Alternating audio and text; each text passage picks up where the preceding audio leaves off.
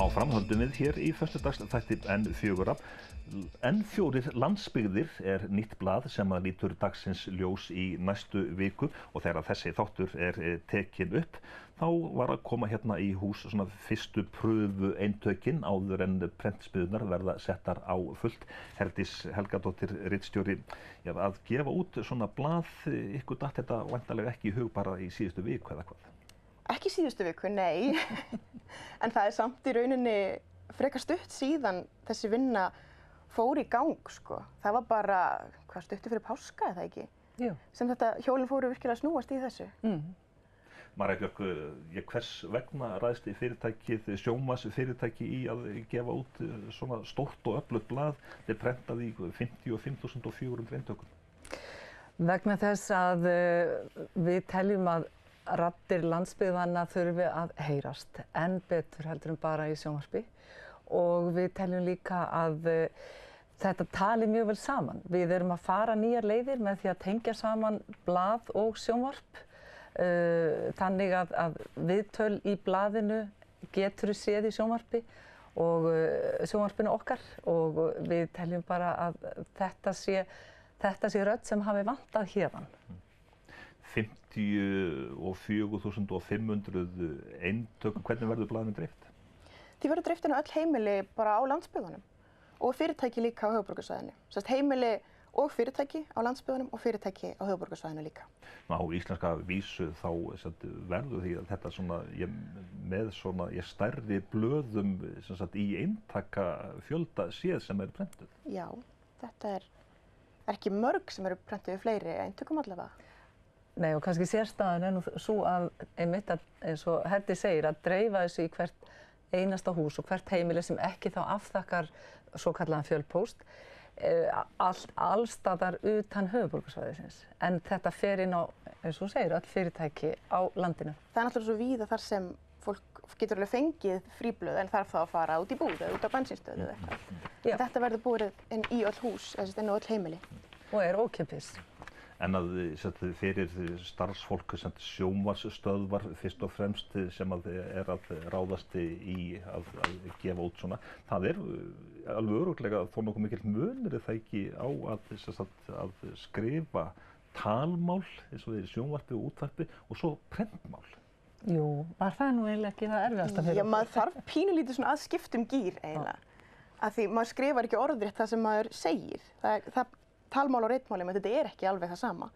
Og það þarf pínlítið að skipta gír þegar maður fer í þessa vinnu eftir að vera að vinna í þáttagerð. En hvers konar blað þetta? Þetta ekki fréttablað? Þetta ekki fréttablað, þetta eiginlega svona nærði að vera tímarit. Það skiptir engu máli hvort ég lesi þetta í dag eða eftir 2 vikur. Og hvert blað, já, þetta verður gefið út hálfsmánaðarlega og hvert blað lifir alveg 2 vikur og vel það. Og þetta bara mannlífið í landinu og mannlíf og atvinnulíf og skemmtilegar sögur og svona svolítið svipað og það sem á dagskránni gjarnan í sjónvarpinu hjá okkur. Já. Marja Björk, svona, þú ert að handleika núna blaðið þá í fyrsta skipti. Já. Pappírinn í þessu öðruvísi heldur en í flestum eða bara öllum öðrum blöðum? Já, þetta alveg sérstaklega valinn pappír og þeir hjá Ísafold og Prentmiðju sem langan reyndar að óska til hamingju með daginn því að þeir eru að halda upp á 140 ára afmæli sitt í dag, 16. júní og það gaman að þeir skuli akkurat vera að gera það með útgáfu með okkur á þessu blaði og sko Prentmiðja sem búin að lifa síðan 1877 bara frábært og til hamingju með daginn Ísafoldamenn. En pappírinn þetta finnskur pappír sem semst endurunninn, hann umhverfisvænn og hann svansvottaður og þetta hvert skref í þessu alveg hugsað vonandi til enda en allavega mikla pælingar á bakvið þetta og þetta á að þú átt að finna það að þú getur nánast bara farið með þetta út í moldina þegar þú ert búin að lesa þetta upp til agna og þetta fer ekki illa með jörðina því að það eitt sem við á N4 viljum alls ekki vera og það að vera umhverfissóðar. Við viljum prenta bara passlega mörg eintök fyrir alla, ekki að það liggi í haugum út allar jarðir. Það okkur mjög mikið atriði. En þegar þú varst svona að markaðssetja blaðið, tala við fyrirtæki og stofnanir og hugsanlega samstarfsaðila og svo framvegis, var ekki einhver sem að sagði, er ekki nóg af fjölmiðlum í landinu? Jú, það er einhver mýta í gangi það að prentun sé á undanhaldi og þetta eigi sér örugglega ekki langa lífdaga vegna þess að fólk sé bara að horfa á netið og lesa allt af netinu. En það virðist ekki vera raunin og við erum náttúrulega sjálfsögðu búin að kanna þetta vel frá því að þetta var bara hugmynd hérna upp í himninum og þangað til þetta kemur niður til okkur og við förum að vinna þetta allt saman, þá erum við búin að skoða mjög vel af hverju erum við að gera þetta og til hvers og fyrir hvern og hérna við höfum trú á því að þetta muni lifa og við höfum trú á því að prentið sé ekki dautt. Hvað segir ritstjórinn þegar þeir voru að loka blaðinu, maður sér það oft í sjónvarpsseríum og það gengur mikið á ritstjórninni og svo framvegis, en þetta blað sem að gefa út hálfsmánaðarlega, hvernig voru síðustu klukkutímarnir hjá okkur þegar þið voru að loka? Sér ekki komið þreytilega.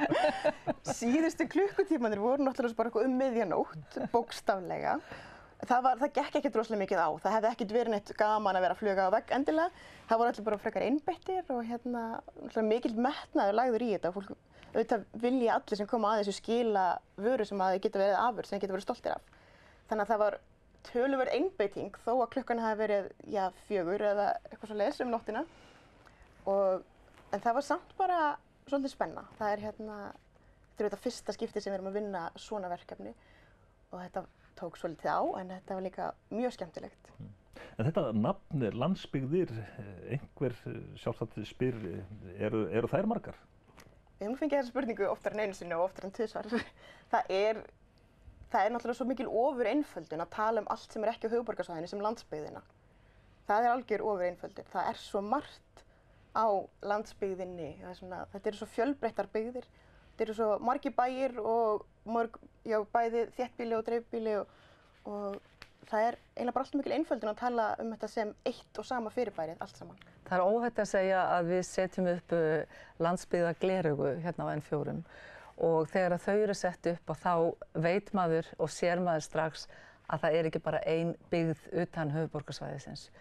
Það eru margar og fjölbreyttar byggðir og hann kom fyrst með þetta nafn á sínum tíma, Þóroddur Bjarnason, sem er prófessor hér upp í háskóla, að mér vitandi allavega og fyrstur með að benda á þetta og undir þetta höfum við tekið og þetta er eitt af því sem að N4 stendur fyrir, það er að þjóna landsbyggðunum. Og blaðið það kemur fyrir almenningssjónir bara strax í byrjun næstu viku eða hvað? Já, á þriðjudag og það er svona til þess að undirstrika hvað það talar við sjónvarpið að þá er forsíðu viðtalið, þú getur séð það í útsendingu hjá okkur kvöldi sem að blaðið kemur út. Ég segi bara til hamingju með þetta N4 og þar með látum við þessum föstudagsþætti lokið og við þökkum ykkur fyrir samfylgdina.